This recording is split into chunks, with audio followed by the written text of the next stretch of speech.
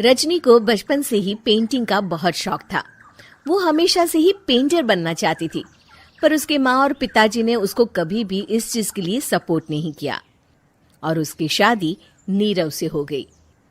नीरव रजनी को बहुत प्यार करता था, पर रजनी हमेशा चुपचाप ही रहती। वो इस शादी से खुश नहीं थी। वो ये शादी नहीं करना चाहती थी। उसे तो हमेशा से पेंटर जो बनना था। अपने इस सपने को वो नहीं पूरा कर पाई, इसलिए वो हमेशा उदास रहती थी। रजनी, बहुत ही बढ़िया फिल्म लगी है, कल देखने चले? नहीं जी, कल मुझे बहुत काम है, मैं नहीं जा पाऊंगी।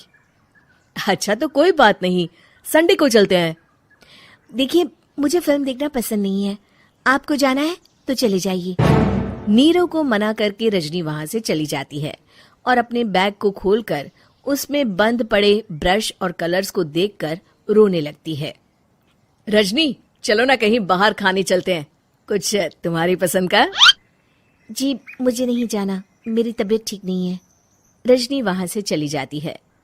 नीरव को समझ नहीं आता कि रजनी उससे इतना दूर क्यों रहती है। वो जब भी उसके साथ वक्त बिताना चाहता है, रजनी कोई ना कोई बहाना बना देती है। एक दिन घर पर कोई नहीं था। रजनी घर का सारा काम जल्दी से खत्म कर लेती है। घर पर अकेले होने के कारण वो सोचती है कि वो आज पेंटिंग करेगी। वो अपने कमरे में जाकर पेंट ब्रशेस और कलर्स निकालकर जैसे ही कलर मिक्स कर रही होती है कि दरवाजे पर बेल बज जाती है। अब कौन आ गया इस वक्त? इतनी मुश्किल से तो मुझे पेंट करने का मौका मिला है। रजनी दरवाजा खोलती है तो उसकी सास अपनी सहेलियों के साथ खड़ी होती है और सब घर के अंदर आ जाते हैं। अरे बहू, सबको शरबत बनाकर पिला दे, बाहर तो बड़ी गर्मी है। उफ। जी। रजनी पेंट ना कर पाने से उदास हो जाती है। उसे गुस्सा भी आ रहा होता है कि उसने इस शादी के लिए हाँ क्यों कह दी। वो रसोई में जा रही होती है कि उसकी सास उसे रोकती है।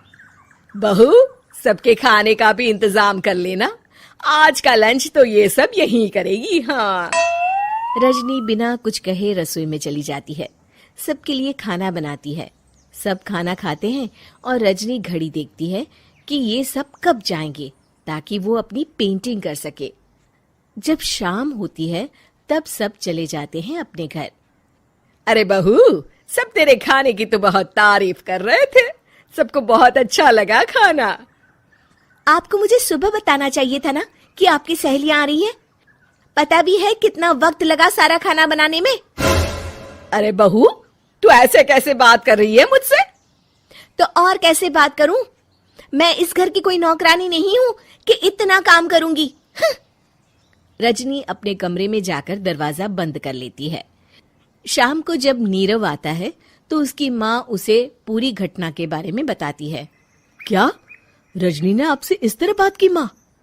हाँ, और पता नहीं उसे क्या हो गया है, शाम से बाहर भी नहीं आई है।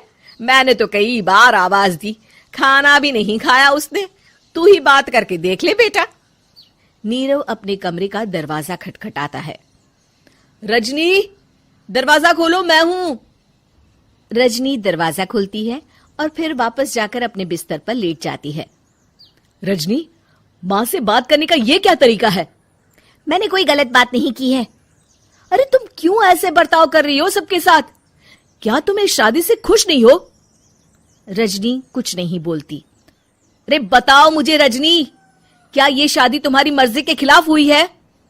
हाँ, मैं ये शादी कभी नहीं करना चाहती थी। तुमसे क्या, मैं किसी से भी शादी नहीं करना चाहती थी। रजनी रोने लगती है।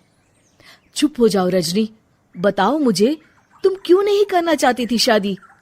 रजनी बेड के नीचे से अपने पेंटिंग्स, कलर्स, ब्रश, पेपर्स निकालती है। इतने में उसकी सास भी कमरे में आ जाती है। ये देख रहे हो, ये थे मेरे सपने। मैं पेंटर बनना चाहती थी, पर माँ पापा ने कभी सपोर्ट नहीं किया और मेरी शादी करवा दी। मेरे सारे सपने टूट गए। हर वक्त बस गुस्सा आता रहता है मुझे। मैं जानती हूँ कि आप लोगों की इसमें कोई गलती नहीं है, पर मैं क्या करूं, मुझे समझ में नहीं आता।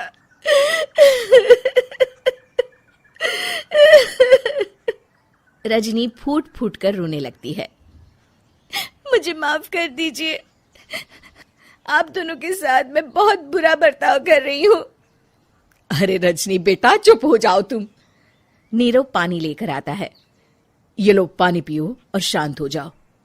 रजनी पानी पीती है और उसकी सास पेंटिंग्स देख रही होती है।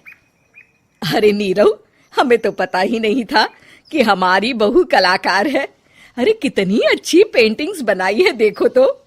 ये वाली तो मैं अपने कमरे में ले जाऊंगी। आपको ये पेंटिंग्स अच्छी लगी? अच्छी नहीं, बहुत अच्छी लगी।